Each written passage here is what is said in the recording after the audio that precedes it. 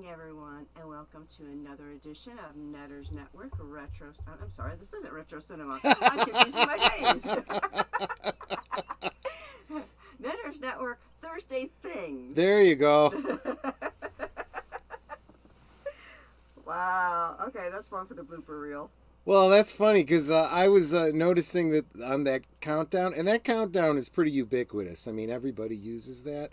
And I noticed, it's about 30 seconds and it shows snow. And the snow's going up. And I'm like, why is it snowing upwards? Doesn't make any sense. I think it's supposed to be representative more of like bubbles like in champagne. Well, then they could do bubbles. That actually looks like little snowflakes. Anyway. Yeah, Big L. Hello, L. Wrong night. Yeah, she's getting a little ahead of us, right? Okay, I'm excited for Saturdays. What can I say? Right. But this isn't your Saturday, so. Oh, that's true. It's not. Yeah. It's Big L's. Yeah. But we'll get to that later. Absolutely.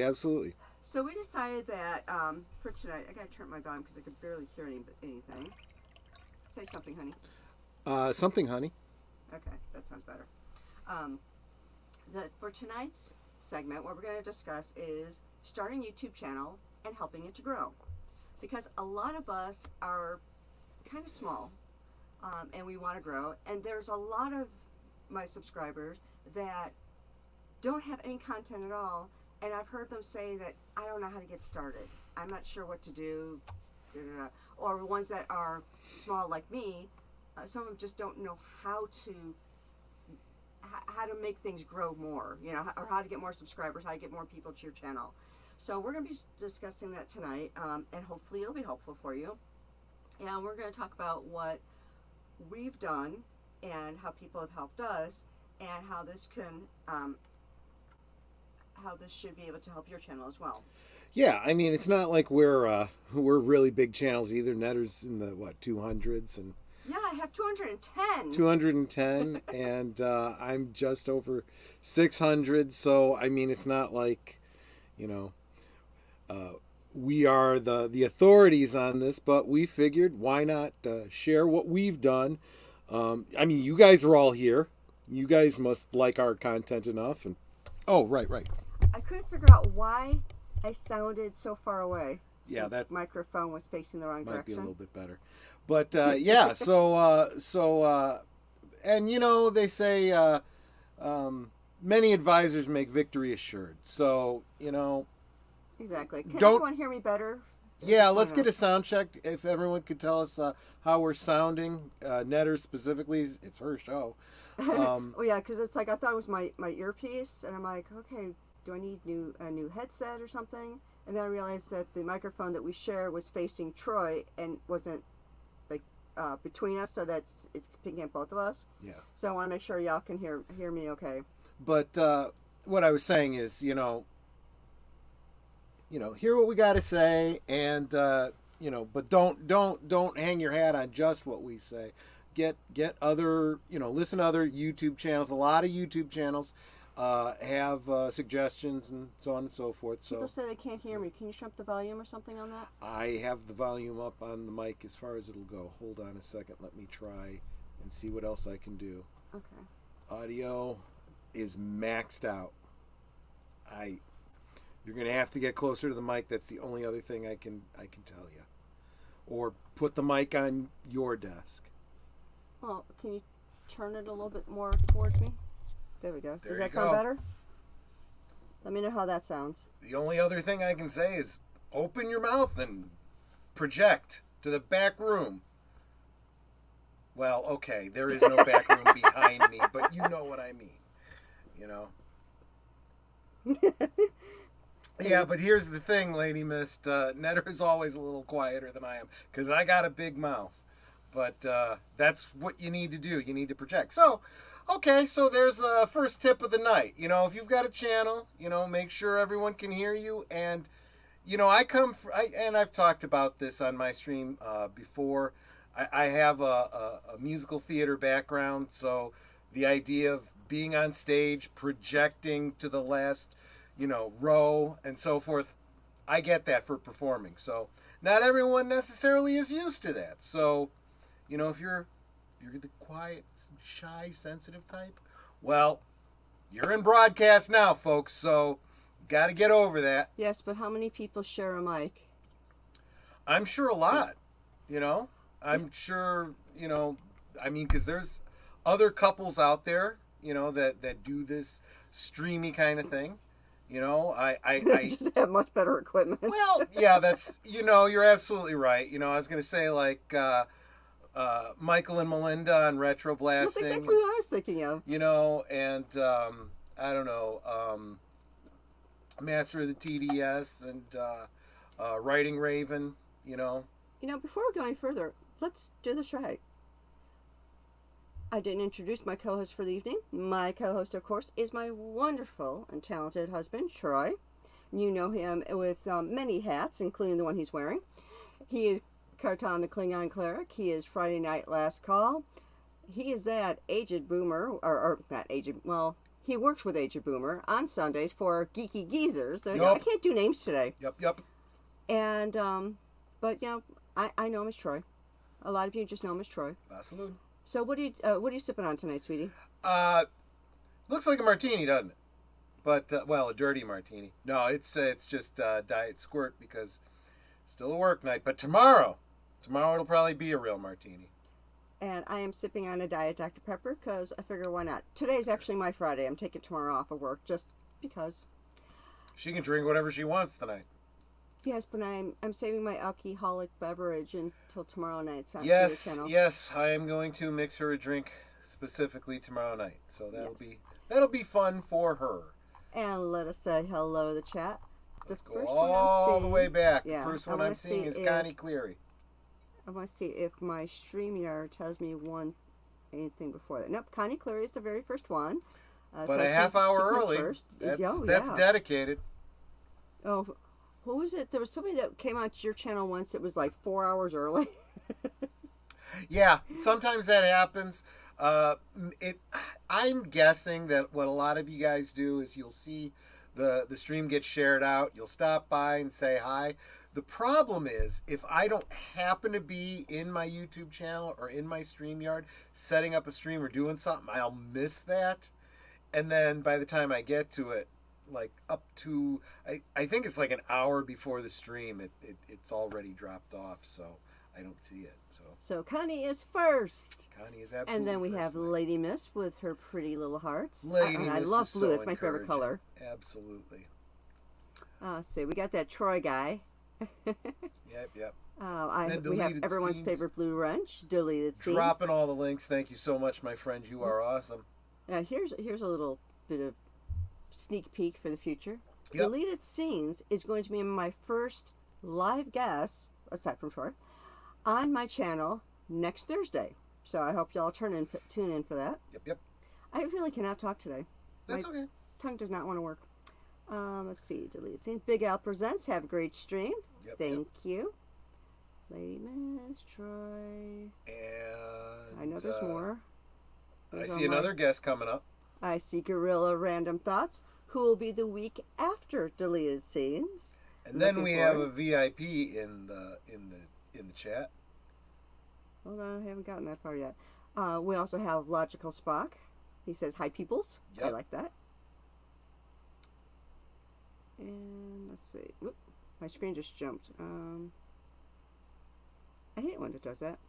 We have Final Fantasy Fan 012. Not going to be on here for long. I'm going to be talking about Wonder Woman Spirit of Truth. Awesome. Oh, okay. Good. Okay, and did I miss anyone, sweetie? Yeah. You missed our VIP, Evelyn Hampton.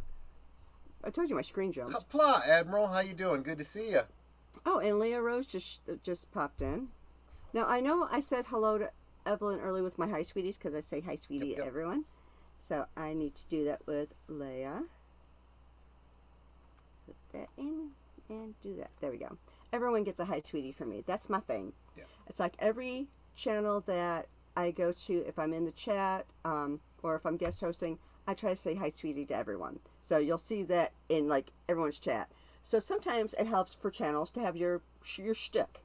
So for me, a lot of people know me by my hi, sweeties. I'll go to other channels and it's like, it could be bigger YouTubers. And they're like, "Oh, Netter's in the chat." because they Yeah. recognize my Hi Sweeties. She stands out, you know? Yeah, so it's something like that will help you stand out. We'll have people go, hey, so who is that person that keeps saying that? Let me go to their channel and check them out. Yep. Yep.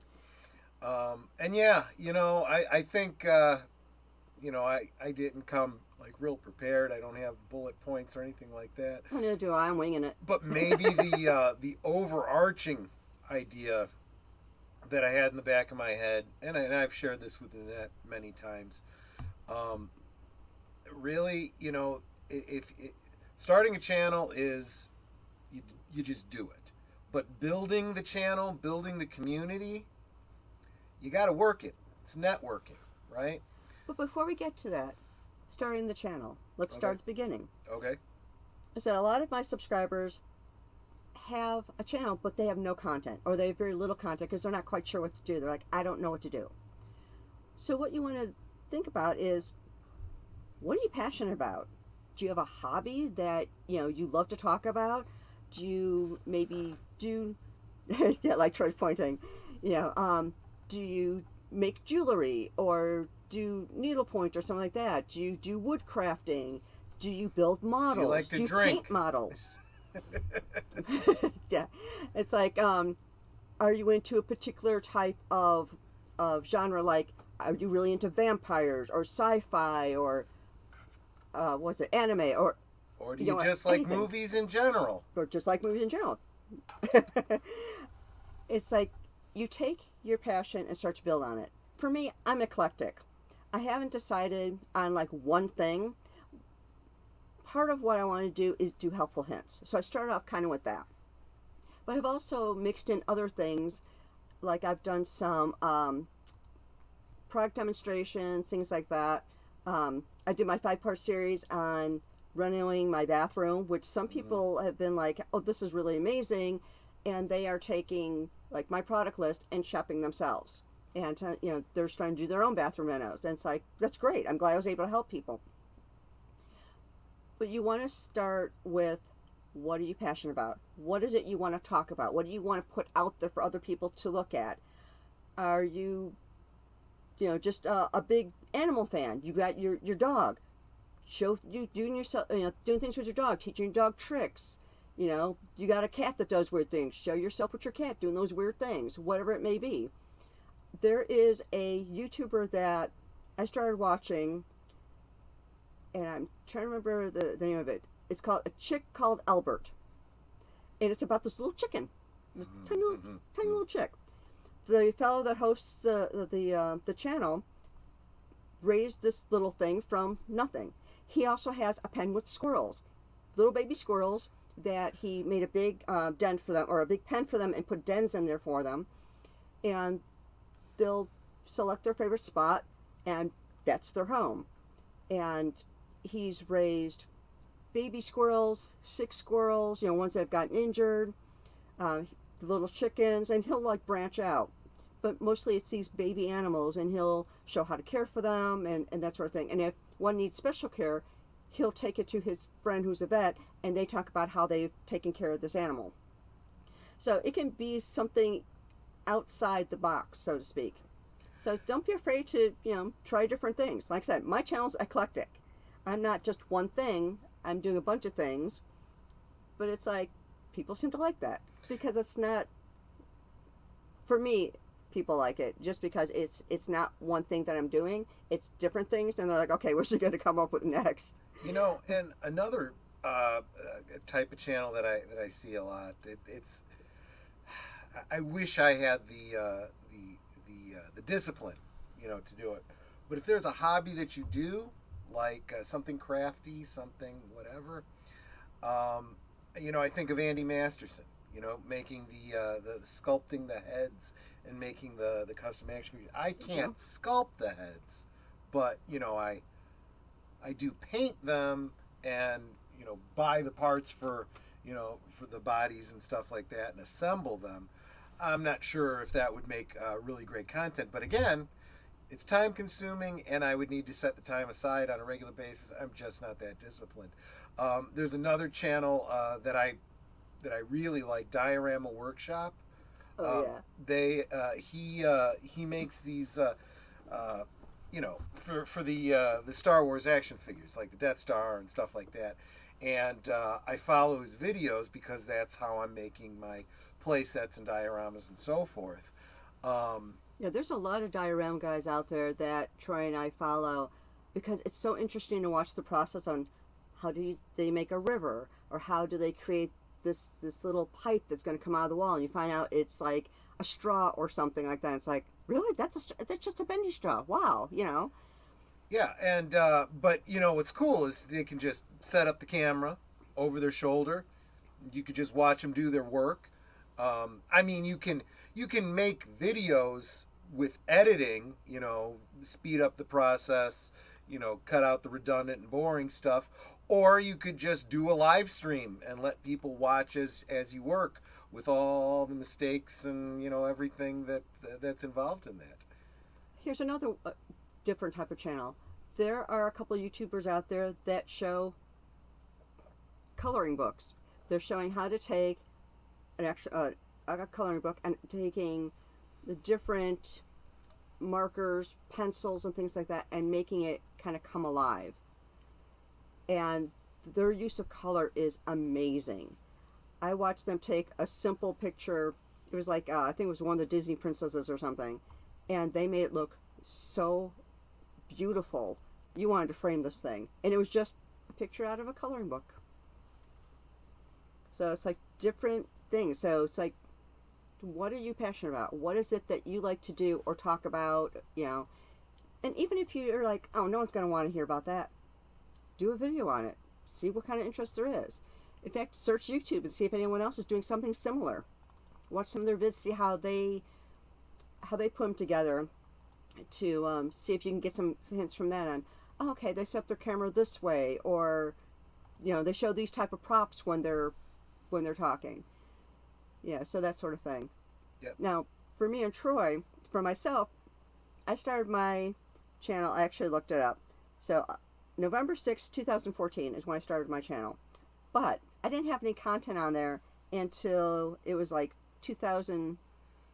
I don't still have that on here. Well, at 9:17 p.m., JPRPH1 stopped in to say, hey there, just passing through to leave a like. Have a wonderful stream. And I wanted to say thanks so much for stopping in. And then at 9:18, Deleted Scenes dropped his link. Absolutely. So 2 years ago, I actually put content on my stream. And it was like September or something like that, 2 years ago. And I don't know how to, at that time I didn't know how to edit. I didn't know how to do anything. I wanted to put something up, but I knew Troy was busy with doing something, and it's like, so I couldn't really ask him, probably. show me how to edit, what programs to use, this sort of thing. So I did my very first video, and it took me about, I want to say close to 23 takes to go all the way through without flubbing it, and that was my box folding video. And when you look at it, it looked like a pretty simple video. Basically, you got a box, but it's a really great box that you want to keep, because sometimes you just find these really great boxes. But if you notice that when you fold them flat, you got these flaps that stick up, and it makes the box look bigger, so it takes more room. So I showed that if you tuck the flaps in, it takes up less room, and it also stacks neater. And let's say happy birthday to longest running superhero RPG on Earth. So glad you stopped by to say hi. Yeah, we were just talking about the whole starting up a YouTube channel, and well, you know what? He's here. I'm gonna put him on the spot. Longest running superhero RPG on Earth.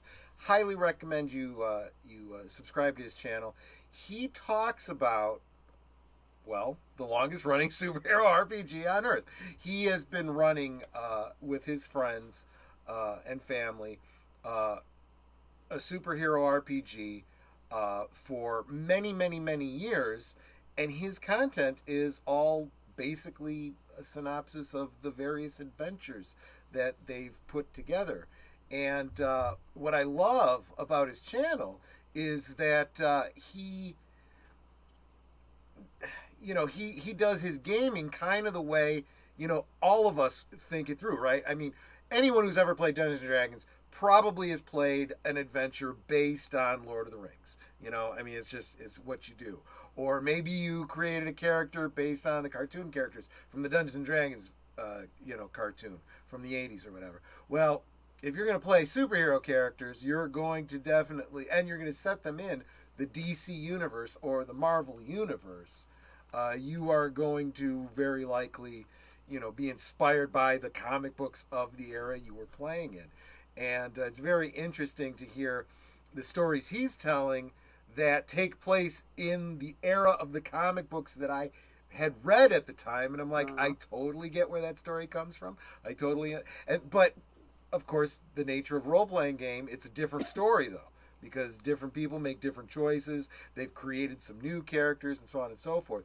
So definitely worth checking out. So boom, there's another idea of, content. If that's your hobby, tell that story. I mean, there's what longest running superhero RPG on Earth does, all the way up to imagine what's it, Roll20? Is it Roll20? No, is it Critical Role? Critical Role, where a bunch of people literally sit around a table playing a D&D game and stream it, Now, that's professional quality. It's not what people really think it is. It's not really people sitting around a table, I don't think. I think it's like, the reality TV. It's not real reality. There's some scripting that goes into it. There's editing that goes into it. It's not truly, there is improv, don't get me wrong, but that's high end. That's high end, multiple cameras, professional editing, all that kind of stuff. So there's that whole range of things. But, you start small. You start by telling your story about the role-playing game that you played. And as your channel grows and as, maybe you get some sponsorships, maybe you get monetized and whatnot. Well, maybe you buy some more cameras. Maybe you get some editing software, stuff like that, Yeah, he said he tried it, but they struggle with audio issues. I can see that. And that's exactly, boy, you're like right here in this conversation. That's exactly what I was getting at, right? Because obviously, Netter and I just sitting here streaming together, you saw the audio problems that we were having. So we're still working on those kinds of things. The lighting, we are literally in the same room facing each other, and the lighting is not best for both of us. So we're still working all of that stuff out, Yeah, because, you can see behind me is so much darker than behind Troy, and we are literally like 3 feet apart. Yeah, and you've actually got a glare off of the movie, so we got to come up with, I don't know, something. We'll figure it out somehow. But wow, now I'm hungry. Lady Mist shared donuts and ice cream and cake. But yep, she's saying but that's happy birthday longest running superhero RPG on Earth. Yeah, well, and I do hope you're having a happy one. Go. In fact, go check out his stream from today. It was just letting people know that it was his birthday. But go hit a like and wish him a happy birthday on the video that he posted. It's a picture of Superman during the John Byrne era, as the Daily Planet staff is wishing him a happy birthday. You can tell it's that era's John Byrne artwork with the chiseled jaws and the line art, smiles and whatnot. And in fact, I'm still looking for guests for my channel. I have the next 4 weeks set up, but I'm looking for guest hosts. So longest running superhero, if you would like to be a guest on my channel, just let me know. I am on Twitter under Netter's Network. Also on what is that thing called? Facebook, under my name, so Nana Pacelli. So yeah, if you'd like to be a guest on my channel, let me know. I got some really great guests lined up for the next 4 weeks, and I'm really excited about that. Okay, yes, CK would make it a lot easier. Okay, CK. Just like Jimmy Olsen refers to Clark as CK. Hey, CK. That works. But there you go. Good, good. So that's kind of how you get started. You find your passion, and you make videos about it. That's it. I'm eclectic. My things are always going to be a little bit different. I try to stay more on the kind of helpful hints and like life hack type of things for like the main part of my channel. But I'm going to veer off and I'm going to do product demonstrations. I'm going to show you my like I did my bathroom reno. I'm still editing my kitchen reno, which is a lot shorter because it's pretty close to the same things, just a little bit different. I mean, I still have a video that I haven't edited. It's been waiting to be edited for 2 years, and that's when I still had braces. So, and it's actually about braces. So I gotta get to that one and edit that one and get that out. Yeah. So I think that's the hardest part, at least for me, is editing. Yeah. I hate having to edit. It's a necessary evil. So for editing, I use Nero for my editing. There's probably much better software out there for editing. There might actually be some free stuff. I don't even remember how we started using Nero, but I got it from you, so yeah, and you know, I bought the package because I know how to use it. I was used to it. You know, it actually started because not for editing. Well, yes, for editing videos, but I wasn't editing videos for YouTube or for streaming or anything like that. You know, those that follow me know I do a lot of my own custom CDs, you know, or CDs, DVDs, all that kind of stuff. You know, I always talk about owning physical media, and if you can't buy it, make it. You know, if it's available somewhere, there is a way you can record it and keep it forever. You know, and so I was like, yeah, if I'm gonna, and it honestly, what it started with was my Doctor Who collection. You know, there's a lot of those lost Doctor Who's that I had to make my own. those are, let's see. Yep. I'm Over trying your to right look shoulder. while I'm on StreamYard. Yep. Right There you go. Those Yep. ones. Yep. She's pointing right at them there. So all those. And you know, if it's available to buy it. But you know, there's a lot of the lost ones that the only way you can watch them is to download the reconstructions that fans have done, and sometimes they're pretty rough. So I wanted to be able to clean them up a little bit and, you know, trim it. You know, change the opening and closing credits, things like that. So, like I said, create my own DVDs. So I needed the DVD burning software, so I went with Miro and pretty much stuck with it ever since. And then when we started doing YouTube videos, it was like, well, this is really basically the same thing. I'm just, instead of writing it to a DVD, we're just going to broadcast it. So yeah. And then so then I was able to show Netter how to do that.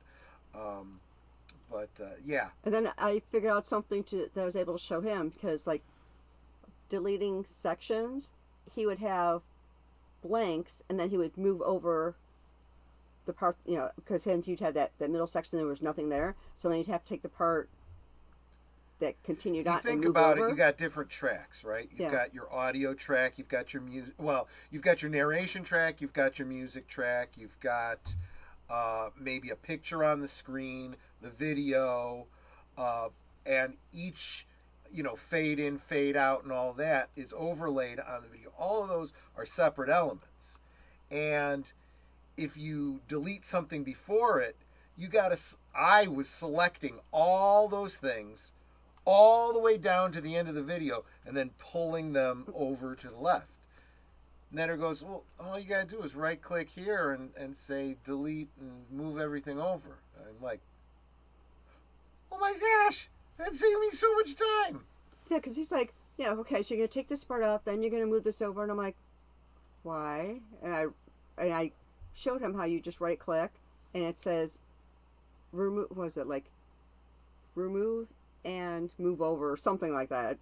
That's not quite the wording, but it's like, that's all you got to do. I think it's like delete and close gap. That was it. Not to be confused with deleted scenes. And I wanted to say real hi to Sorality. Hello from England. I guess Wow. it would be what? Good morning. It's got to be. It's certainly past midnight over there. I don't know how early in the morning it is over there, but man, so grateful that you stopped by to say hi. Yeah, we were just talking about starting a YouTube channel and streaming, and you know, I mean, it's pretty meta because it's literally what Netter's doing right now. you know? So I talked a little bit about how I got started. That I had created this channel, hadn't done anything on it from 2014 until 2 years ago. I pretty much just had it. I actually forgot I had it. And then I was like, I actually want to start doing some content. So that's when I did my box folding video. And I said it took me about 23-ish takes to get through it all without flubbing a line. And it's not a very long video, which makes it even more frustrating because I would get mostly done and then trip over a word and it's like, ah. Yeah. And I'd stop the recording, redo it. Like, what is it they say? Reset. Yep. Go back to one. And, I just kept at it until I had it. And then I was able to post that, and I was so proud of myself because, like, I got my first video up. And then when Troy had time, he showed me how to actually use the editing software that he has, which is the Nero. And then after that, it's like, okay, I'm an editing expert now, so I can use this and I can edit my own videos. So that's what I did to get started. Troy, how did you get started? What was like your first video? I think my first video was, if I'm not mistaken, it was starting a channel, and then I was on other people's, I co-hosted and guested on other people's channels for some time. That's really what kind of pulled me into the whole streaming thing, and got a little bit of advice about putting up videos and getting some content going and whatnot. And so I think my first video was a reaction video to another YouTuber's one of another YouTuber's videos, kind of a friendly intellectual disagreement about history and what would you call it? Dramatization of history. Basically saying that history is important. If history is as important or more important than the lore of an established IP, and if you're going to tell the story and tell it as accurately as possible. If you're not going to do that, if you don't think it's a good story as it is, leave it alone. There's some things you can punch up a little bit. There's some ambiguity sometimes in a legend or something, and you got to make a decision in a narrative sense. But by and large, if you're telling a historical story, you're telling the story of real people. Those people had real lives. They had real skin colors. They had real genders. Okay? And if you mess around with that, you are lying about somebody. You are bearing a false witness. And I think, don't change history. I think the example that I used was the movie Titanic, which I don't even have a problem with the fictional story within the historic narrative. I don't have a problem with the old woman and the Leonardo DiCaprio and all that kind of. I don't care about that. What I care about is the representation of the real people. And in that movie, it shows the first officer firing into a crowd and shooting some people and then taking his own life. And it's like, that didn't happen. And that was a real person with a real family. That you don't do things like that.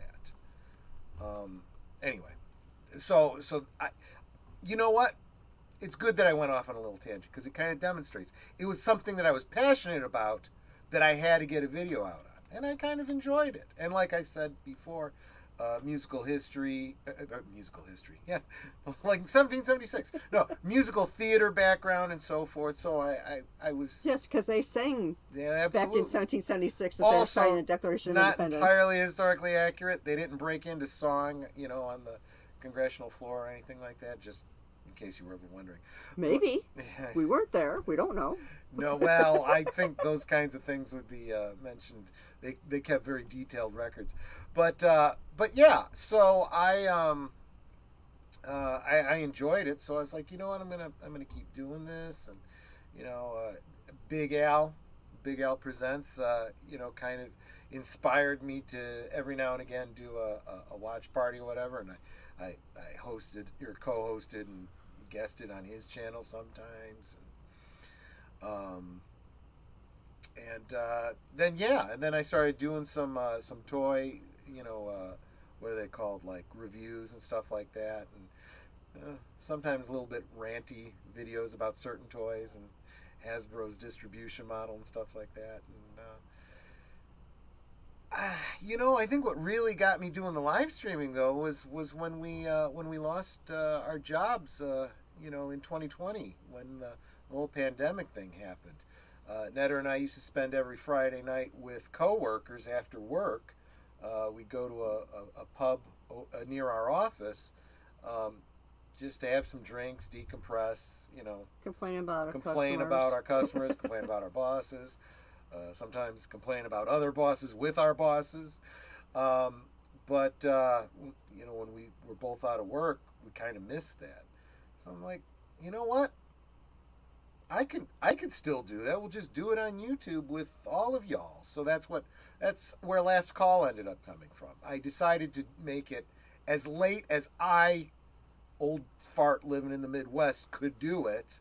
You know, it's 9 o'clock here, but I know it's 10 o'clock, you know, in Big Al's time zone, and I figure, you know, everyone else, all the bigger channels are starting significantly earlier, you know, 1-2 hours before I am. So I figured, well, people are making the rounds, maybe they stop in, you know, at my place before, you know, they go to bed, and I'll be, you know, Last Call on Friday. So I, you know, have the whole theme of the pub and having a drink and the Carnarvon wagon and all that kind of stuff. So yeah, that's my story of how my streaming got started. And it's like sometime, like in the beginning of our channels, we were switching off with Big Al hosting movies. So like Big Al would have 1 week, Troy would have a week, I would have a week, and then it just became me and Al switching off with, you know, Troy being a co-host on both of our channels during those times.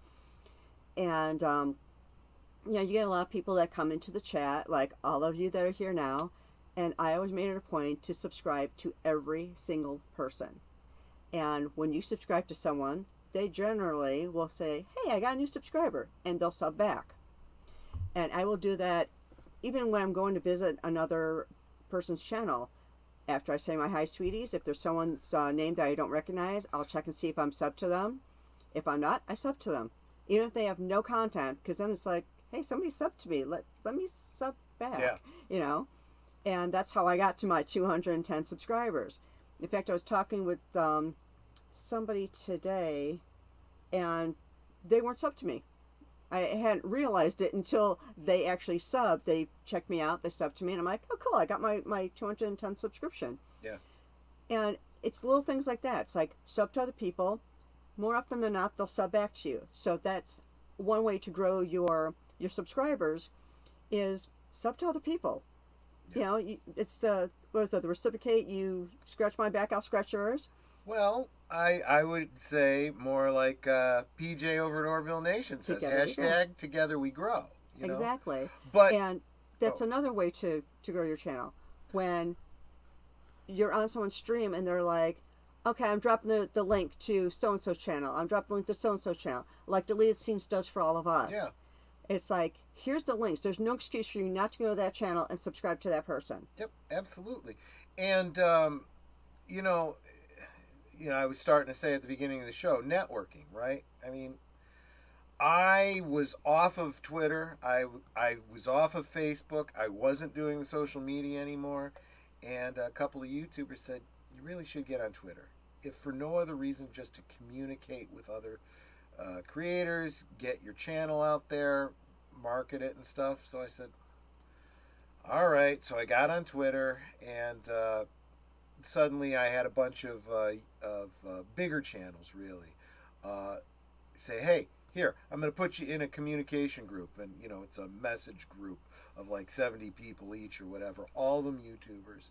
And they just share every time they're going live. And they are basically asking if you can stop by, hit the like button, whatever, do that, and share it out to everyone you follow on Twitter. So I think a lot of you that are here that have channels know, I share out your stream all the time, tag you in it so that people are aware of you. I'm sure that there's gotta been a handful of people that got to know Big Al, for example, from tweets that I put out, went to his channel, liked his show, subscribed to him, maybe followed him on Twitter because of it and so forth. So, and I would say, just like she was saying about YouTube, do the same thing on Twitter. Follow all the people that you like to, their content and stuff, and then you'll see when they go live. That you'll see when they drop a new video because they'll put it out on Twitter. Share things out.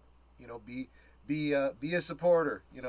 Of your. The YouTubers. You hear it on every YouTube channel. When they end, like, share, subscribe, it helps the algorithm. I don't know about the algorithm, but just the natural networking, it really does help. I was just this afternoon in a member chat on Pop Culture, and we were talking about that we subscribe to each other, but I said, I subscribe to so many people now. There's not enough hours in the day to watch everybody's content, but boy howdy, I can go to the stream, hit like, drop a quick note, share it out with everyone else.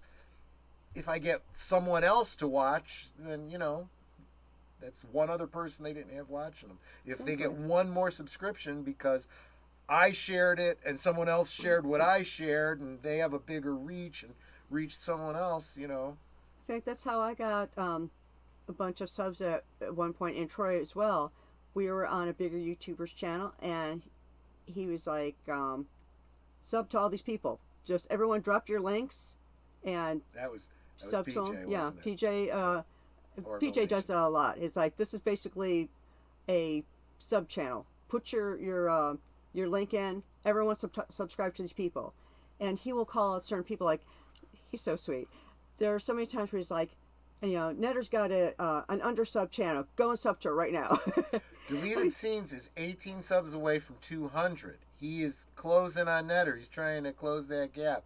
Let's help him out if you're not already subscribed to exactly. Deleted It's Scenes. like Deleted Scenes is like the best and most favorite Blue Wrench ever. If you notice, he's dropped literally everybody's link in the chat, including Auditor Dread, who just joined us. How you doing, my friend? Good to see you. And he has of course, on his own channel, he said that his latest video is a live review of John Wick 4. Go check that out. Check out his other vids. I'm gonna have to check it out because I want to know if it's good. I know that the first 3 are good. I haven't seen them, but I've heard they're good, and I want to see if the 4th one holds up. And like I said, Deleted Scenes is going to be my first guest host on this channel next week. Yep. It's like, let's see if we can get him to 200 before then, so he has a reason to celebrate next week. If anyone else has a link, I'll sub. CK just subscribed to Dread and Deleted Scenes. You're awesome. And make sure that the first comment you make on a Deleted Scenes video is tell him how much he looks like David Lynch. Does. The first time I saw Deleted Scenes, I was like, Troy, is this David Lynch? Like, why is there a picture of David Lynch? Well, he's significantly younger, but a younger David Lynch, yeah. But it was just like, wow, David Lynch. Because he does. He looks just like him. And welcome Janet from another planet. Good to see Janet? you. She's got a great channel. She has got a great head on her shoulders. She knows which way the wind is blowing, let me tell you. And you follow her. Follow her on Twitter too. She's good for keeping up on the current events too. So that's another idea See, for a channel.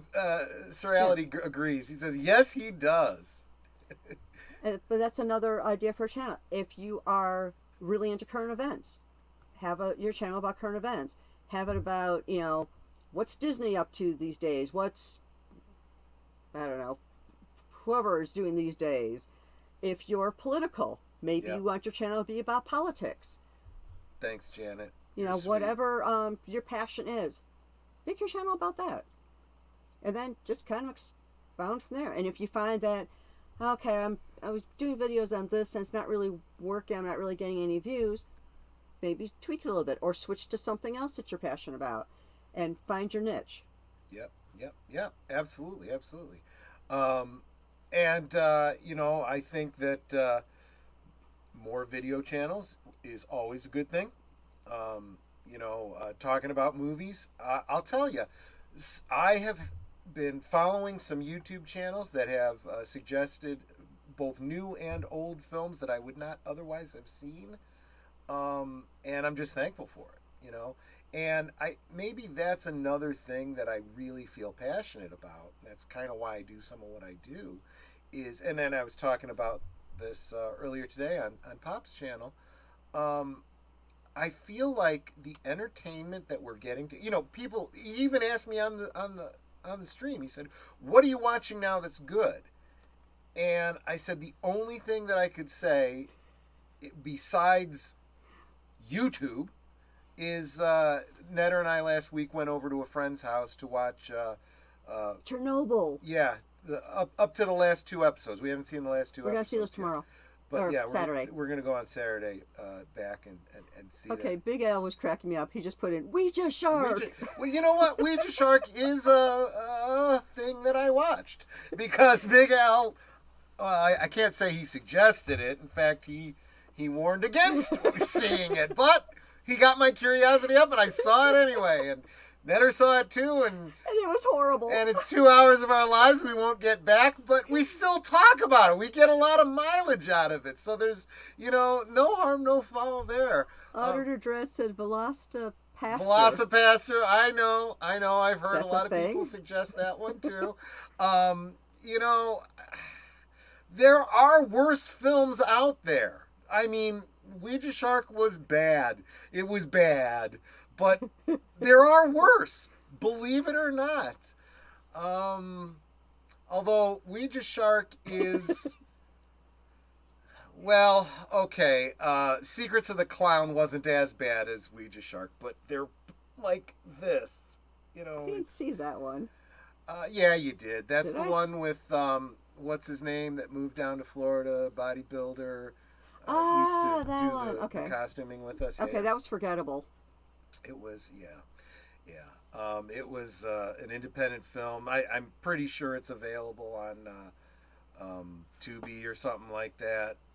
It's found out that the director, the only reason he did it was because he had an opportunity to work with a particular model and make her do a nude scene. Oh, brother. Yeah, I'm serious. It's like, you don't actually have to film. Okay, whatever. But anyway.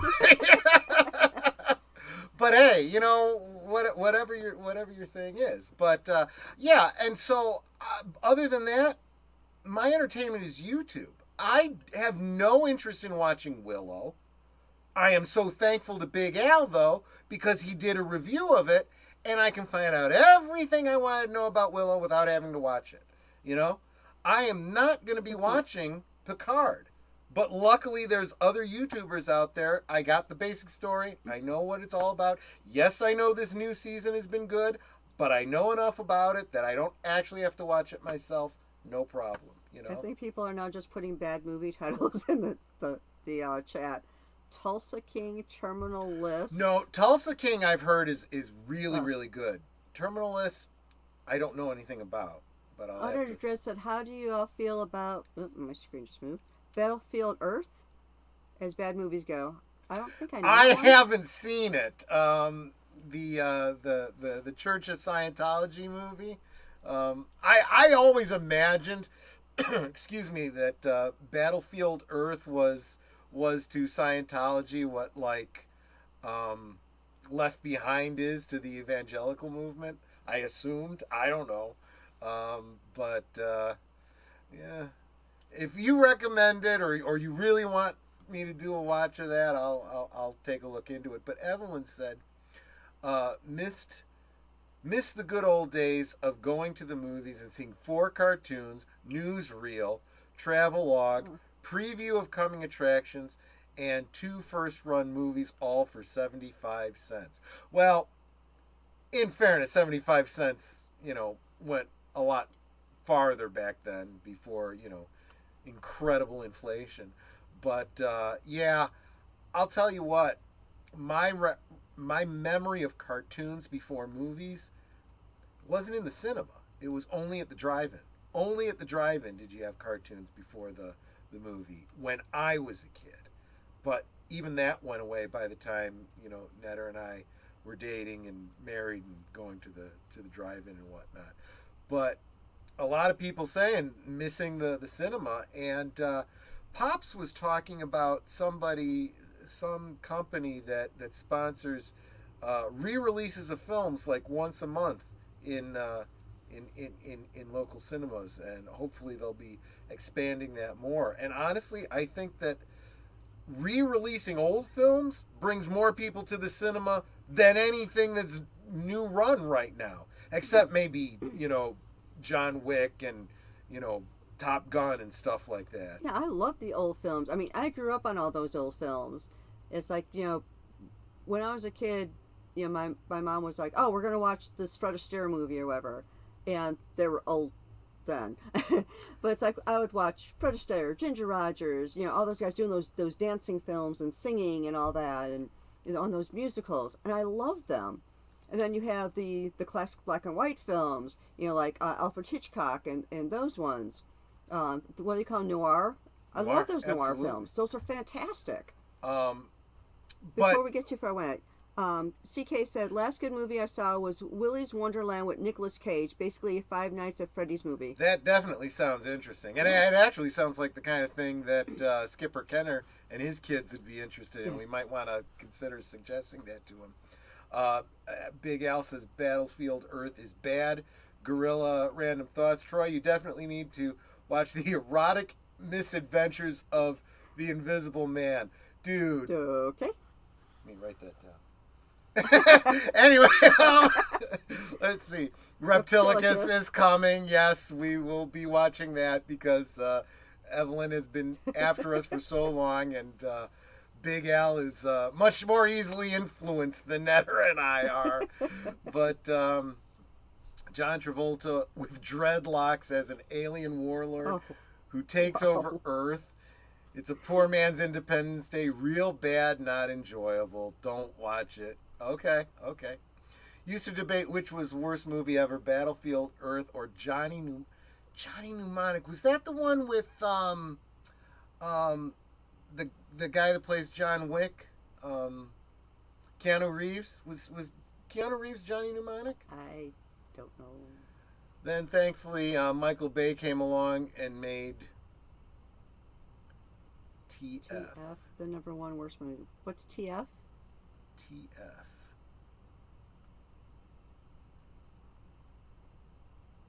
I have no clue. Sorry. I mean, I'm not a big Michael Bay fan, so I really don't know. And answers your question. Everyone's saying yes he was. Oh, Transformers. Oh yeah, that's pretty bad. Watched Laura yesterday. 12 Angry Men, White Heat.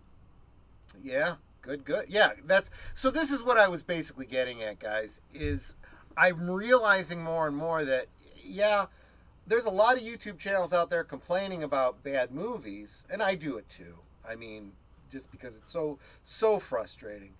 But, like Big Al Presents, Netter's Network, and occasionally myself, we do these watch parties of films that we grew up with, or even before our time, that we loved, and maybe people have never even heard of before, Or it's a favorite, and they're like, "Oh, cool, let's go over to that channel and watch Yeah, that I tonight." haven't seen that in such a long time. It's basically you know? movie night because it's usually Friday or Saturday, so it's like movie night, And like for our channels, what we do to make it easier for people to watch along, because you can't really show the movies on the channel because you'll get a strike.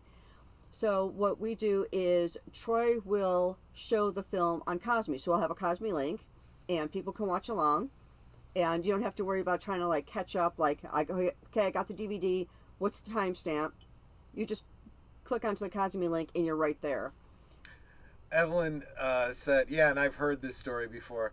Saw Battlefield Earth with a group of Klingons. The audience walked out within 20 minutes, and we were the only ones left in the theater. We heckled the movie a la Mystery Science Theater 3000. Yeah. Yeah. Kind of feel like your uniforms probably looked better than what was in the movie, too. But, yeah. I think one of my favorite times of going to a film in Klingon gear is we were collecting money for some charity, and I was just going up to people in the concession line and going, "Give me money. Yeah. If you can afford this overpriced popcorn, you can afford to give." I think it was like for the children or something, like to a child. Yeah, exactly. And they're like, "Here." Yeah, okay. Because I may be small, but I'm feisty. We have a buddy that works for Walgreens, and we would do the Toys for Tots every year until COVID. Yep. And I got a big mouth, and I'm very persuasive. One of the times that I was there were some suits walking around, and I went up to them. With people in them. Yes, with people in them. And I said, you must give, you must buy the toys for the children. Otherwise, the children will not have a toy come Christmas time. Would you really want that to happen? And my buddy pulls me aside and goes, "Those are from corporate." And I'm like, "Oh, so then they can afford more." And I said this really loud. And I was like, "So, you want to buy more than just one toy, don't you? We have several here on display. Don't forget the batteries." I made each of them spend pretty close to $100. And they're like, "Dang, she's good." And one of the things that the store really liked is when we had these drives, because I was so persuasive in getting people to buy the toys for the kids, of course, they got mega sales. So, like, let's say that their average day, they're bringing in maybe $700-800 in sales. When I was there for the toy drive, they're bringing in anywhere from $1,300 to $1,500. So it's kind of like, yeah, we want her there. She sells stuff. You speak of the apostle, you see his sandals. There's Pops on Pop Culture. We were talking about you earlier. Hi, Pops. Been lurking while videos are uploading. Love this, hanging out with the Pacellis. Thank you so much for being here, my friend. It's like, I don't know if you can see it, but wait, I gotta go back to StreamYard because otherwise I'll point in the wrong direction. Right. Nope. There. No, out a little bit. There you go. There is my card from Pops. Yep. With the bubblegum card. Yep. She's going to do the Potawatomi challenge at some point. Big Al said my medieval group went to Robin Hood Men in Tights in garb after doing a promotion for film for film at the theater. Awesome day. Good. That's awesome. Got to pack it in. Glad I caught a bit of. Thanks for stopping in, Pops. Take care, Pops. Thanks so much for being here. Yeah, and Pops is good people. There's another great example. Someone who has a great background in broadcast and media, and different things happen in his life, and now he's doing the YouTube thing, and I think that's pretty cool. CK says, I love 80s B movies like Battle Beyond the Stars. Yeah, we did a watch party of that over on Big Al Presents. Chopping Mall, Killer Clowns from Outer Space, Night of the Creeps, Night of the Comet, Star Crash, Vindicator. Yeah, absolutely. Jan from Another Planet says, Purple Orange Purple Ring, I am just visiting. Planet Orange Purple Ring. Oh, what did I say? But it's basically the way that StreamYard does the... yeah. Got it. Okay.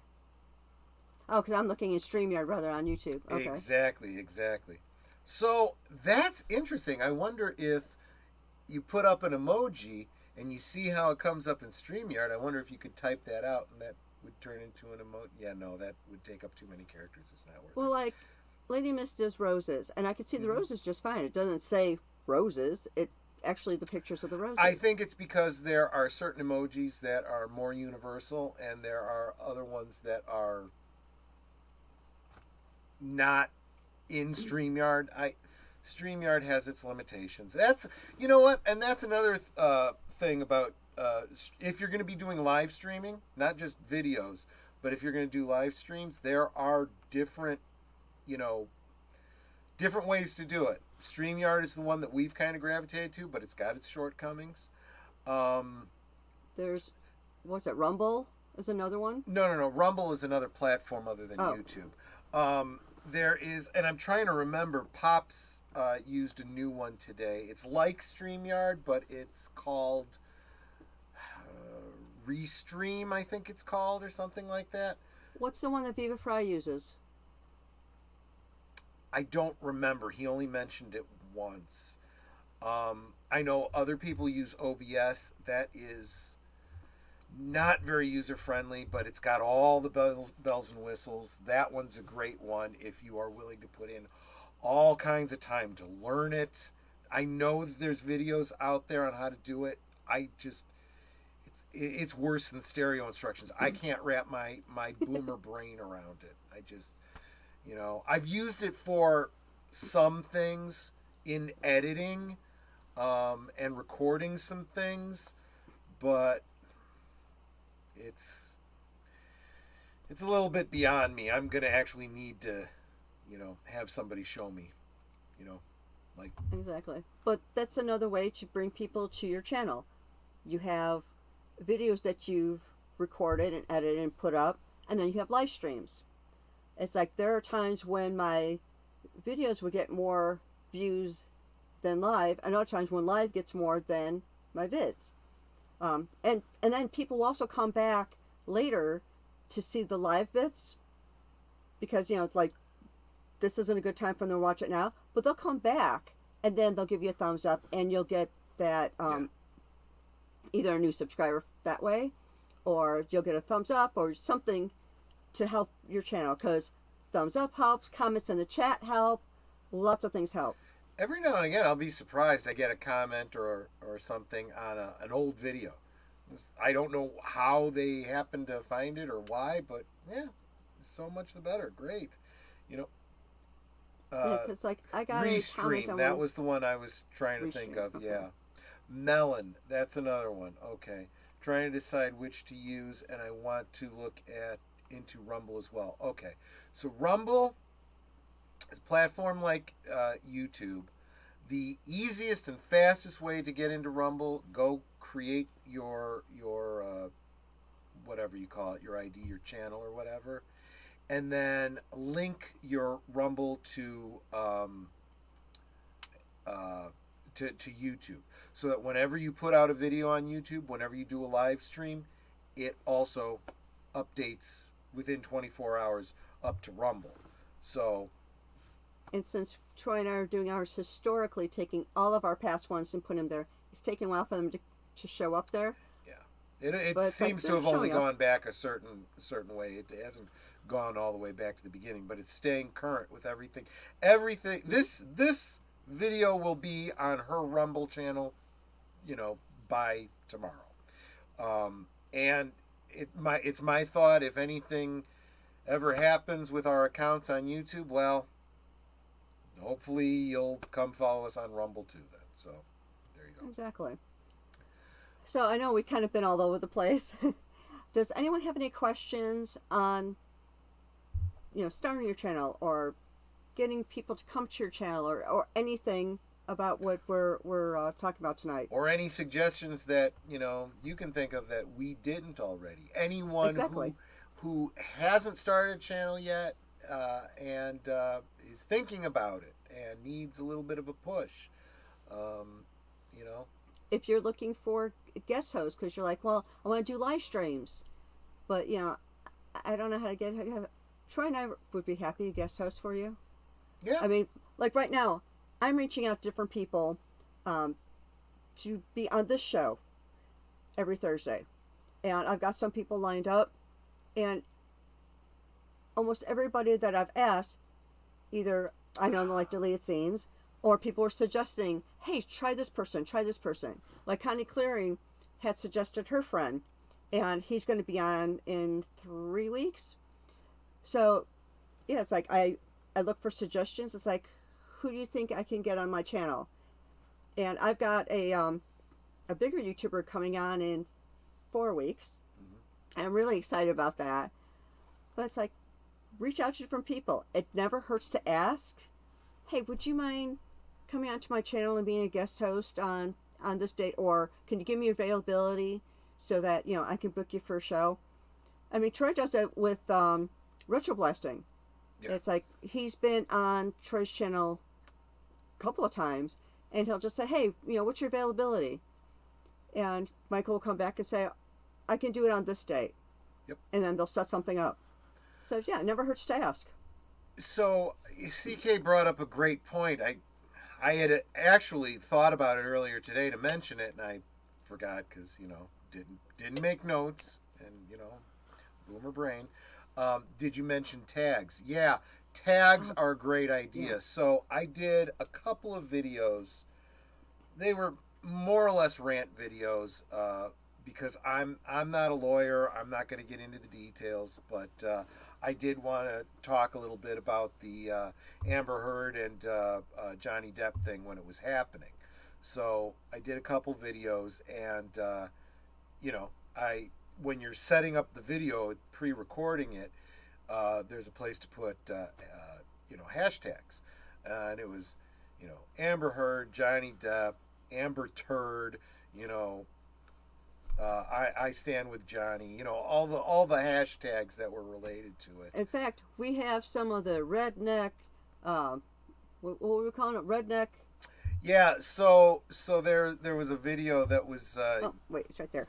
There was a video that was that showed up in the testimony where Johnny had been drinking wine out of this this glass, not this specific glass, but this like, style of glass. It's a mason jar with a stem, and it's called wine glass. A redneck wine glass. He called it a mega pint. And no, I'm sorry. It was the prosecuting or the defense attorney that called it a mega pint. He's go, okay, mega pint. So I'm like, I want one of those, and I used it. I drank from it when I was doing my videos for. And I still got 10 left over because yeah. I was So if anyone wants a dozen. A Johnny Depp mega pint glass, yeah, let me know. Hit up Netter. We'll work that out. But yeah, so I'm sure I got some viewers. I know I did. I got comments on those videos from people that absolutely I've never seen anywhere else or since. You know, because it was the thing. So yeah, CK brings up a great. All of my videos related to Star Wars toys, Hasbro, R2D2, you know, whatever's in the video, hashtags. You know, people stop by. And in this glass, in the stem, there are bullets. This bottom part here. Yeah, it's unpacked 22s. There's no. Oh, Big Up said, "Did you talk thumbnails for vids?" No, we had not. Great point. Yeah, that was what we were kind of getting into. But Mega Pint, that trial was something else. Yeah, it absolutely was. Yeah, no, that's exactly what we're talking about. And I'm talking about when you set up the live stream, or when you you know, record the video and get ready to upload it. There's a place to put thumbnails. I'm confusing that with hashtags. Yeah, but yes, thumbnails for videos. So yeah, Netter didn't have a thumbnail for this video. So those of you that got here early were just kind of looking at her face, because that's, you know, her picture on YouTube. But hey, I have a disclaimer in my description saying this is that my picture is just a placeholder because I don't have a logo yet. Yep. Like, and but yeah, so but I'm gonna help her out. Oh, 6. Now talk about, you know, a YouTube celebrity. 6. That is awesome. So glad you came to encourage Netter. But I will be working on thumbnails for Netter, probably in a similar style to the ones that I used for last call. So so, oh wow! I mean, deleted scenes is like close with six. He could call her Sixy. That means he's no really six. I mean, you're big time as far as I'm concerned. But yeah, absolutely. Um, yeah. So that's all I was going to say about that. It's like, and when we talk about networking, I keep asking people, hey, do you want to guest on my channel? I've asked CK, I'm typing right now asking Six if they want to. Now you've just put her on the spot. You're asking her publicly if she would be willing But it's to. like, I understand Co-host people with get you busy. one day. Thursdays may not be a good day. So, but Six, if you want to be a guest host on my show, I'm looking in May. So if you're available on any Thursday, May or later, let me know. I'd be happy to have you on. Yeah. I got a resounding yes. Awesome. Wow, nice. See, yeah, I am a bit more timid than Netter. It took me a long time to reach out to Michael French at Retro Blasting, and it was, I think what really brokered it was Jedi Bill. Because he's like, no, he's a friend of mine. Trust me, you should reach out to him. And I was just talking on a stream, and he just happened to stop by.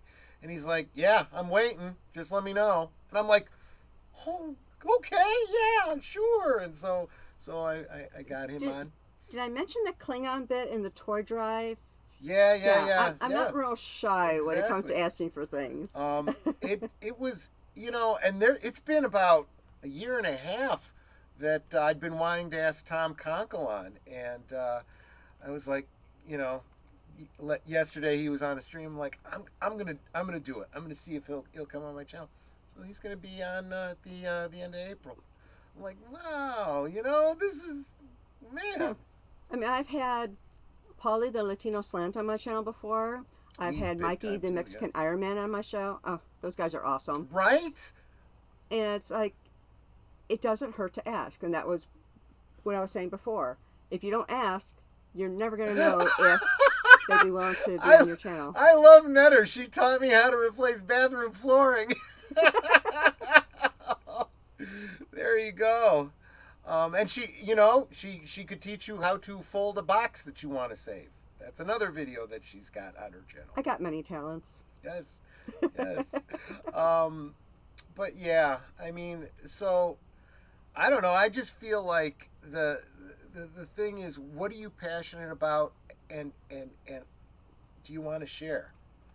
Because there's other people out there that are going to be into, whatever it is you're into. I have found videos on YouTube, people that do canning and jarring, people that do, home distilling and making beer on the range. I have there's channels that craft firearms, fire off new and old and historic firearms, channels that just blow stuff up. I mean, there's all kinds of cool channels out there.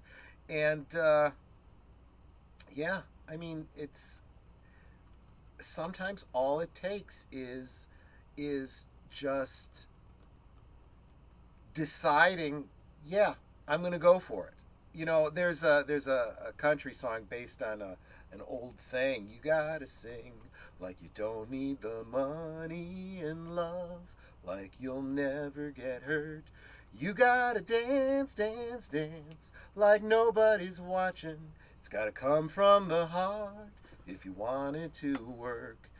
And that's kind of, what it is with YouTube. I mean, just doesn't have to be well lit, doesn't have to be a clear camera. Just, if you're passionate about it, do a video and talk about it. Just do it. Yeah, I mean, there are videos where people are just sitting with their guitar or their piano or whatever and just playing music. What's your passion? That's how you create your channel and grow your channel. And then as word gets out, it's like, hey, go check out this person's channel. They play, Bohemian Rhapsody on a flute, and it sounds incredible, or something. There's always something. Oh, Zombie Box Reviews. Hi, sweetie. Yeah. Dropping by to give a like and comment before I head off to bed.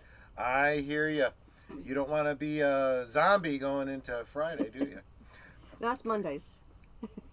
Yeah, I'm always a zombie right, on Mondays. Right. Well, if you did your weekend right, yeah, exactly. I gotcha. But I like to share about my. She's working that night. I work every other Thursday. So Yep, whatever night it was you said, Yep, maybe the following week. So the 25th. But I'm big on, and I say this on my channel all the time. I like to promote the channels that I like, specifically because I figure if you've come to my channel and you like me and what I'm talking about, you're probably going to like a lot of the things I like and the channels that I like. So I'm, of course, trying to help out the channels that I like to get them more subscribers, but I'm also trying to help out all of you guys because I'm suggesting some things I think you guys will enjoy. And I do that for the small channels. I do it for the big channels. Tom Connors is one that I really enjoy, and he does the HD. I don't remember what it's called. Deleted Scenes, help me out. What's it called? It's the HD physical media. Well, he guests a lot on the physical media show, but he does Midnight's Edge After Dark. And if you pay close attention to his streams, he does his own songs. He writes and records 4K some of his for own you. Songs. 4K for you. Thank you. That's what it was. Yep. I knew it was something about HD 4K. I don't know that. Sounds like a robot. You got to go to Tom for that stuff. I don't know. I'm a boomer. I don't know all this stuff. But yeah. So, but yeah, he's got a couple songs, and he has one of them on what is it, that the Apple iPod download the song thing. I got one of his songs. It's it's check that out. I am not the best person to be promoting him. I don't know what the hell I'm talking about. Okay. Connie Claire said, question: if you add an additional name on your channel, especially if you're a wrench, will that screw that up? Okay, are you talking about on YouTube or are you talking about on StreamYard? Because I'm not sure what it means to add an additional name on your channel in this context. Do you mean if I want to pull somebody else in, like how I got me and Troy and pull another person in? Something else. Let me explain what I think you mean, because this is another point that I had originally. It was something I was talking with Netter about. So like StreamYards, for example, this is where I push the button to go live, end the stream, do all the behind the scenes stuff. Connie says both. So I could on my channel make Netter a user, a partner on my channel, and on a Friday when it gets really late, I've had way too many of these and I don't know what I'm doing anymore, she could end the stream, Or I could just go to your computer and end the stream. Well, that's what you've had to do. But if you weren't sitting in the same room, if you were somewhere else, you could do that. You could do the same thing with Aged Boomer. The problem is with StreamYard, I only get one other person that I can put on. I would have to have a paid subscription to StreamYards in order to do that. I mean, there's positive and negative to it being either Netter or delete or I could actually have deleted scenes too. So I'd have 3 people, that could support me in my channel in that way. But right now can only have 1. But so there is that option. It is also the difference between a paid service and the free service. I don't know about YouTube. I never looked into it. That's a shortcoming on my part. No, There must be, because I'm sure that the bigger channels can't have one person doing it all. But yeah, possibly.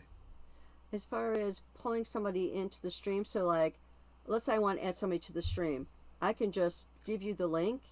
Yeah. You end up in the green room. I add you. So It's just super like easy. just like I share out the link to this stream on Twitter, there's a private link that comes from StreamYard that I would send to, well, that, like, for example, that Netter sent to me, so that I could, she could pull me into the stream and we could both be here on two separate cameras.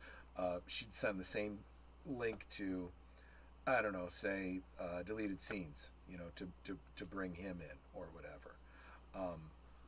So Right. It's just a private link to StreamYard. So only people with that link can come into the green room, and you can have up to 10 people on your for stream at a free, chance. you can have only up to 10. Well, yeah.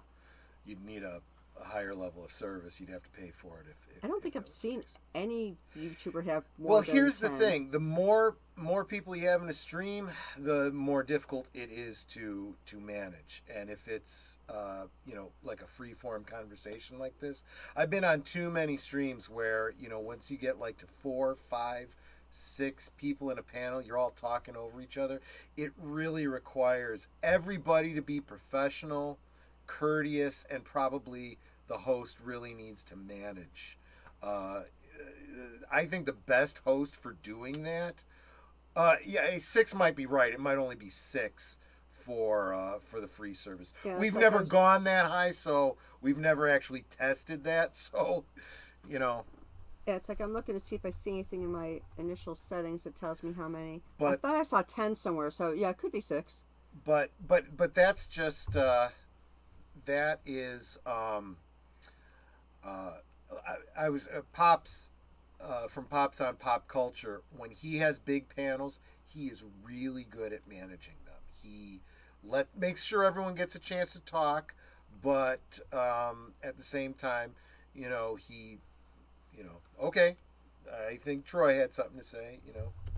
He's but he's professional. He comes from, like I said, that broadcast background. He knows what he's doing. So, but and Yeah. It's like I know I've seen it like when I first come into StreamYard, it tells me how many I can have, and that's where I thought I saw 10. yeah, that's But I a could be a wrong. question that took me by surprise, because we've never had to think about it. I almost never have more than 4 people. Yeah. More than that, I struggle to manage. So, but yep. That's all I got. Jonathan Myers, how you doing tonight, sweetie? Oh yeah. Hello, Netter. I just wanted to know when the Orville season 3 will release on DVD this year. When you find out, you tell us, and then we'll all know. That's gosh. Yeah, I've had a stream or two where I've ranted about things not getting released on DVD, especially whenever Disney has anything to do with it. Again, it's this trying to hold on to control of their stuff, being more concerned about getting people to subscribe to their stream than actually making money, because they'd be making money if they put out the physical media. And speaking of physical media, Tom Connors of Midnight's Edge After Dark is in the stream. Good to see you, Tom. We have a celebrity. We were talking about you. You must have had itchy ears. You knew we were talking about you. But yeah, he's the guy. If you're not subscribed to Midnight's Edge After Dark, and ask him how can I hear your music and purchase it from the Apple Spotty, whatever the thing is. Hi, Spotty. Spotty downloady place. Because yeah, I'm sorry, Tom. I'm not good for marketing. I'm really not. I'm a big fan. I know what I like, but I don't know what it's called or where to go for it. But yeah. Anyway, but good people, good people. But that's all I had. Yeah, it's like I am drawing a blank on how to add somebody as a wrench. Oh, you got to do it into the YouTubey here. So you would go like Oh, this. I was trying to do it in StreamYard. No, yeah, you can't do it in StreamYard. You can only do it in the Yahoo, the Yahoo, the YouTubes. There we go. There you go. Midnight says after dark. I just made you a mod, so if you want to drop a link to where we can get your fantastic I don't know either these days. Yeah, but again, it's 4K for you, and thank you, Six and Deleted Scenes for reminding me of that. Midnight's Edge After Dark and Greg over at Fanzine. I can't recommend those two enough because of all that they're doing to talk about physical media. Please go check out their and you know what? They're probably the ones to keep an eye on when you want to know when something's coming out on DVD or 4K or whatever the encodings are these days. They're the channels to keep an eye on. Especially older stuff that suddenly is coming out on 4K. I don't have anything in 4. Well, no, I take that back. I'm sure I've got one or two because I got like bundled. It came in 4K and Blu-ray and DVD or whatever. But we don't have a 4K player yet, so But we got lots of movies. But we do have lots of movies. We do, and I'll always say it: own physical media, and if it doesn't exist, make it yourself. If you can stream it, you can make your own DVD of it. There are YouTube videos on how to do that. And like I was saying, Midnight's Edge After Dark, please drop a link to where we can get your fantastic music. I did make you a blue wrench, so you can do that. Yep. And, yeah, that's all I got. So any other questions on growing your channel or getting started or anything or anything else that we may have missed going over? Anything we can do or say that would encourage you in your pursuit of the YouTube sphere and making videos and putting yourself out there, just let us know. Either in the comments right now, in the comments below after the video's over, or... I always answer questions. Yeah, send us a DM. Be happy to help. I was wondering if those were movies or books behind you, Ned. Movies. Those are all movies and TV shows and let's see. Let me go stream here so I'm doing this live. Okay, so there is one end. There's the other end, and it goes pretty much ceiling to floor. Yeah. I actually got to get a couple more in there. She's got up in the upper left corner, that briefcase there. That's the complete collection of The Man from U.N.C.L.E. because it doesn't fit on the shelf. Yeah, it sticks out too much. And just above her head to the left, she pointed at it earlier, is all the Doctor Who in custom cases that I made. And yeah. So yeah, it's and a lot of it is just transfers from well, not transfers, but replacing our VHS collection. We had a huge VHS collection before DVDs came out, and it's like just Blake 7 alone. Blake 7 alone would have taken up almost, more than half of one of those bookshelves there. But they were not putting it out on DVD, and I was getting ready to just encode my own until somebody pointed out, if your computer has a Blu-ray drive, it probably can play, Region 2, whatever you British call it. films. And I was like, well, let me try that. So Netter Amazoned me up the entire Blake 7, all 4 seasons. And I can't watch it directly, but I can rip a copy and re-encode it as NTSC or NTSC, whatever it is. That's the American encoding, and I can watch that. So there you go. That's what I had to do to own physical media. So And our collection is very eclectic, like me. We have horror, we have comedy, we have rom-coms, we have sci-fi, we got documentary, his docudramas. We've got the entire. Yeah, some people are gonna laugh at us. We've got all of the Gilmore Girls. Yeah, we've got like I said, Blake Seven, Veronica Mars, Veggie Tales. I love Veggie Tales. All the Universal monster films. The Jeremy Brett Sherlock Holmes. Got a couple of those artsy Deleted fartsy Scene movies. says, I've yet to see Blake Seven. Oh. Oh, man. Maybe one of these days, probably, maybe in May or June, I will do a watch party of the pilot episode of Blake Seven. Just to kind of give you an idea of what the show's about. That is old school science fiction. Yeah, that's British sci-fi. I was introduced to it in the early 90s. For me, it had to be before 89 because I graduated in 89. It was when I was in high school. And here in Chicago, it played on PBS like 10, 11 o'clock at night on Sunday night.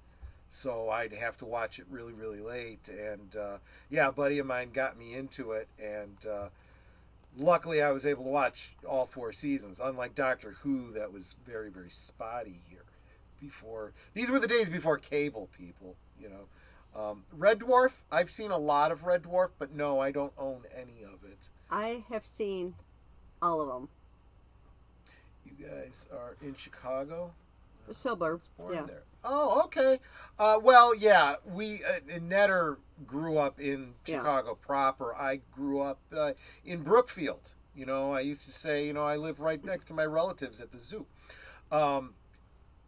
I jest, but I literally did go to Riverside Brookfield High School, which literally does share a parking lot with the Brookfield Zoo.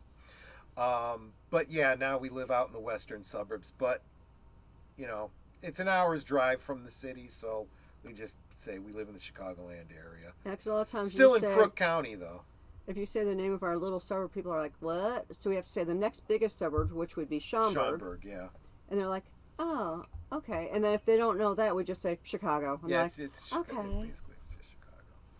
But, well, it sounds like we've probably chewed some of the same ground. So, yeah, if you're going to be on with Netter, love to hear all about, some of our shared stomping grounds, maybe.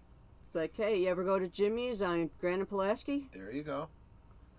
It's like that was the place to get the best hot dogs and tamales. And then they changed them, and now the tamales aren't so Six's good. sister used to live in Schaumburg.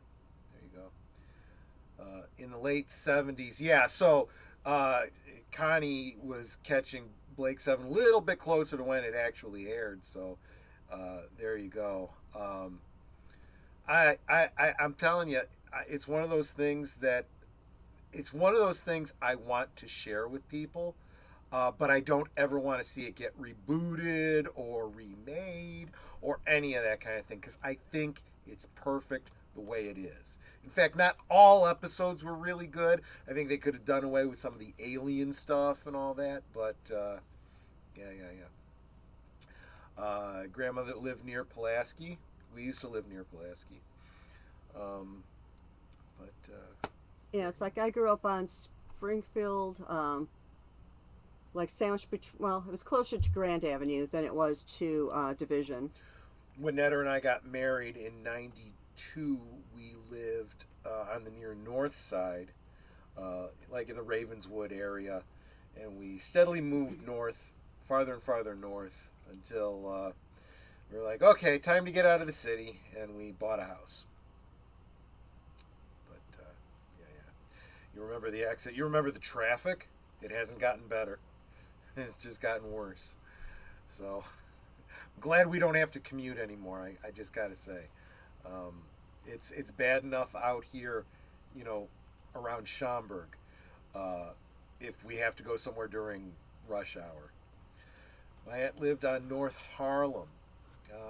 We used to attend a church on North Harlem. And I grew up, if you take that, straight out west, take Harlem straight out west, I lived in Brookfield. I went to school in LaGrange Park and in Riverside, and worked in Westchester. So yeah, those were all my stomping grounds. Cicero used to have some good Italian restaurants. Not so much anymore.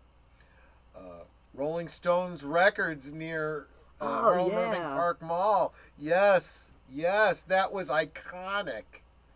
Yes, I remember that. I bought. What did I get there? I got the St. Elmo's Fire soundtrack, and you guys are gonna laugh. A 45 of Bertie Higgins' Key Largo. Who remembers that song? That's one of those yacht rock ballads from the 80s. Oh, Chicago style pizza. Hopefully I'm going to have some more on Saturday. So Lou Malnati's is incredibly good. Well, we were talking with Skipper Kenner, regular on the in the chats here. We were debating whether or not Chicago style pizza is it deep dish pizza, is it a pie, or is it a casserole? You could almost say it's a casserole. the only thing I don't like about Malnati's Pizza, and I used to work for them, so I kind of know how they put the stuff together, is that their sausage pizza is one big sausage patty. Yep. And towards the middle, it's not cooked all the way through because it doesn't get enough heat to make that part cook. So it's always a little pink. So it's like, yeah, it's the other thing I never liked about their pizzas is that when you get sausage, you get that huge meat patty. I mean, it's good pizza, but... And Six said that the Rolling Stone Records was the go-to for Duran Duran imports. Yeah, that was actually true for any of the good British import music. I mean, this was in the days before you could just order things online. So because it was a big record store, that was a great place to go. They were also pretty good about, if there was something you were having a hard time finding it for you, like ordering it. That was, yeah. I used to love that stuff. We used to have a huge, you could just see above me, and this is going to be moving, but just above me is a whole huge rack of CDs. Those are going to get packed away since we also have them all in some sort of electronic media, but we own physical media. Just so that we have it, just to preserve it. I mean, we've got some CDs up there that it's like you can't find some of those anymore. Like I've got one, Old Yellow Eyes is back. Brent Spiner singing classic songs. Yep. And if you look that up, it's worth quite a bit. It's out of print, very hard to get. Yeah, yep. And I got the bootleg of Prince's Black album because it wasn't available, and then he released it, and so I bought it. I've always said that. I'm like, look, if it's not available, I'll buy the bootleg. But as soon as you release it, and I can give you money for it, So, but anyway. So, back to the topic at hand. Yeah. Does anyone have any other questions, any input they want to give? I'm happy to hear it. If there's, again, something that we've missed going over, let us know so we can touch on that. Because you know how it is when you know how to do something, you don't always think about all the minutia that's involved in it. Yeah. I mean, whenever I have to write a process for work, it's kind of like, okay, what do I do? It's like I go here, and then what? And I'm literally doing step by step so that anyone could pick it up and do this particular process. I did that at my old job where I wrote a process for how to enter an order for if a client wanted to add on to their package, because we used to work for a background screen company. And I literally wrote it out step by step. Gave it to the managers. Well, I gave it to coworkers to help them out. All the newbies got it. Managers, they're like, I'm stuck at this point. All they had to do was hit enter. But since it wasn't written in the instructions, they couldn't figure it out. Yeah. So I had to go back in and put, get to this point, enter, go to here, enter, go to here, enter. Because they're too stupid to figure it out. Well, I'm kind of like that. I want it completely spelled out for me. You want me to go through? And speaking of spelling things out, do you want me to go through the? Yes, the let's go through the week in review. So tomorrow night, after work, and when you get home and you ready to kick back with a drink or two, hope you want to stop by my channel for Last Call, 9 Central, 10 Eastern, where my special guest will be that guy. Big Al Presents. We will be doing a watch party of Eddie and the Cruisers. Nice. The link I'll be hosting it on Cosme, so the link will be at the top of the chat if you don't have your own copy. But that's what we will be doing tomorrow night. It is the first of a 2-part special event with Big Al Presents, because on Saturday night on his channel we will be watching Eddie and the Cruisers 2, Eddie Lives, which, just by telling you that title, that's a spoiler for tomorrow night's movie. But these are also 30-year-old movies, so No, not spoilers. yeah, exactly. Longest running superhero RPG on Earth, whom you should be subscribed to by now if you've been here all this time. CK says, never seen it. Wow. Yeah, that is... Because I feel like we chewed some of the same entertainment ground over the decades, but yeah, it's a good one. So yeah, if you're not busy tomorrow night, stop by my channel, and like I said, I'll be hosting the movie on Cosme, so you can watch along with us. We'll be talking about it. We'll be doing commentary, but it's a good movie. Michael Pare, Tom Berenger, definitely. Incredible soundtrack. And sometimes that's the only reason I'll watch a movie is just for the soundtrack. Never seen it. I'm a procrastinator. Yeah, you've procrastinated quite a bit, haven't you? The dark side's coming down, nothing is real. Got to be careful so we don't get taken down. But yeah, absolutely. That happened to Troy. He was doing karaoke on someone's channel, and it got shut down because he sounded, I guess, too good. I like to think that's the case. I doubt that's true. It was probably just because of the music, but yeah. Anyway, so that's Friday and Saturday. Sunday, Aged Boomers channel, 8 Central, 9 Eastern for Geeky Geezers, where we will bring you the week's geek news in review, or at least the news that we found interesting and wanted to share. And if it's the stuff that you've already heard on other channels, that's okay, because we will probably have a slightly different perspective than some of the others. That is Sunday. Do you know something? Deleted scenes. You are currently in the chat. What are you doing? You have a stream on Sundays too now, don't you? Before that Geeky Geezers that I mentioned. Drop that into the chat and let us know about that. Big Al, do you know if there's a Birdman show on Monday, and what the soundtracks with Birdman rewatch would be on Wednesday, if there is one?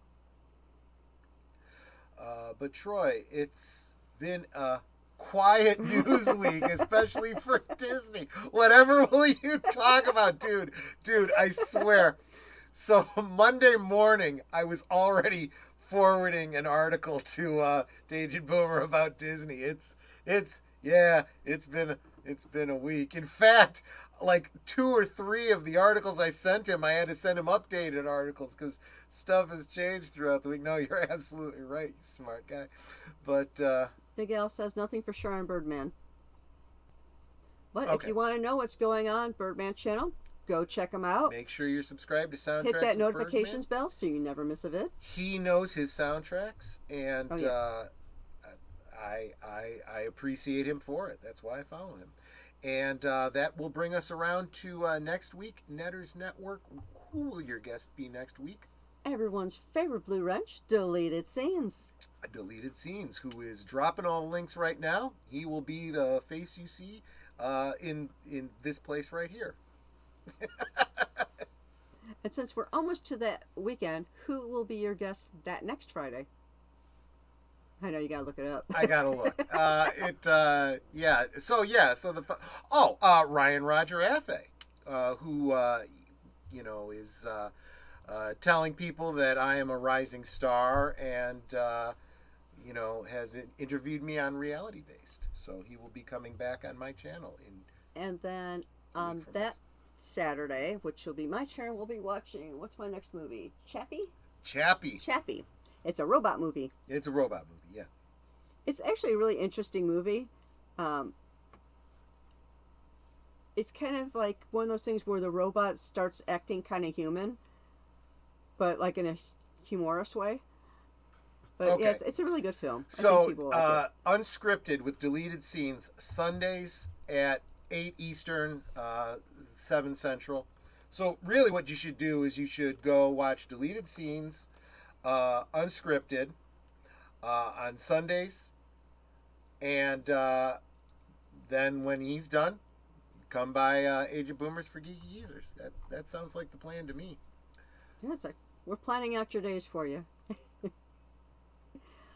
And that's everything, right? Yep. Because we don't know anything about Birdman or anything like that. So, that said, I hope everyone got something useful out of tonight's presentation. Yep. If you are seeing this in the future, feel free to drop comments, questions. I answer everyone's questions. I comment on everyone's comments, just to show that I've seen them, so you know that they've actually been noticed. And if you got, like I said, if there's anything else that you can add to it, let me know, so maybe I can put that in a future stream and add to knowledge. I'm always looking to help other people out. Yep. I've had people help me. Troy's had people help him. We want to help you, and we want to help you succeed. So, please feel free to drop in comments, questions, whatever it may be, and I'm happy to answer them. Troy's happy to answer them. Hashtag Together We Grow. Exactly. So, Troy, any last words? No, just want to thank you all for being here. Thank you for all the encouraging that you've been doing here in the chat, all the engagement. Thanks for just hanging out with us, making us feel special, and thanks for subscribing to each other, because that's the community we were talking about, as we were at the top of this show. So. And you know what I always say, we can talk amongst ourselves, and that's all well, good, and fine, but it's so much more fun when you guys are joining us in the chat. You're dropping your comments, your questions, your trivia, you're being goofy, whatever it may be, and it doesn't feel like we're separated by miles or even continents in some cases. It feels like we're all in the same room, just hanging out, having a good time, and enjoying each other's company. And you guys aren't just friends for us, you're family, and we love you guys. So thank you so much for being here. Have a wonderful night, and we will see you tomorrow on Troy's channel. Hope so. Friday night, last call. Good night, everybody. Salud.